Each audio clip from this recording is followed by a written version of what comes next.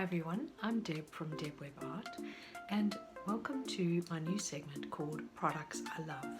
We're going to start with one of my favorite products, which is acrylic inks. So bear in mind there's other inks, we're just going to start with acrylic inks and see how we go.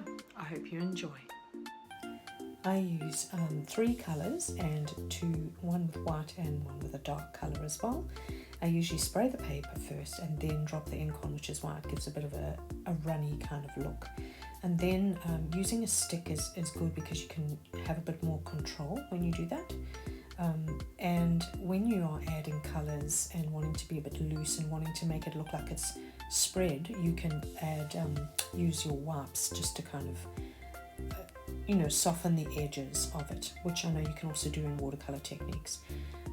When you've got wet paint, you can grab from another place and just kind of dot elsewhere. It sort of brings a cohesion to the painting as well.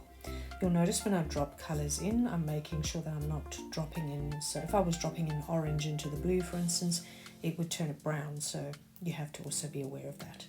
Acrylic paints are wonderful in the sense that they have got a transparency to them, and so you can use them as a bit of a glaze as well. So you'll see when they go over the dark, they don't always cover the dark properly. You can use that to enhance what you're working on, and you can also obviously put the colors overlapping each other to enhance that as well. Acrylic inks can also be used very successfully over acrylic paintings, and that really does make them a little bit more interesting. You can also use them in conjunction with other mediums like charcoal, that sort of thing, to allow some sort of transparency, almost like a glazing technique, if you know what that is. It's just when something's more transparent and can change the color of something that's underneath it. So you can use acrylic inks in various ways. Here's the before adding any touches, and then I just use some Posca pens and that to add a bit more touches. And now for something a bit more realistic, I'm going to try a dog, so don't judge me too much. I like to push my boundaries, as you know, and try something a little different, so this definitely is something different. So what we're looking at here is just a different way of using the inks.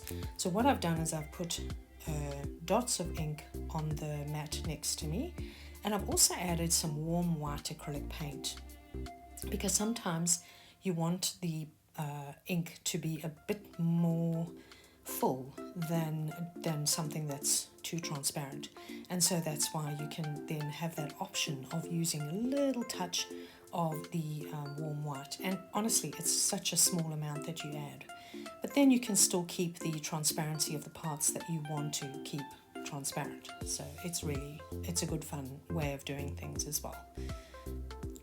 So another way you can use inks is, obviously they're quite runny, their whole consistency is runny, so you could put a canvas up and drip inks on it and then squirt with water and get a really beautiful running down effect. And then once that's dry, you could really paint on top or use it for pattern work or something similar to what I was doing in the abstract paintings.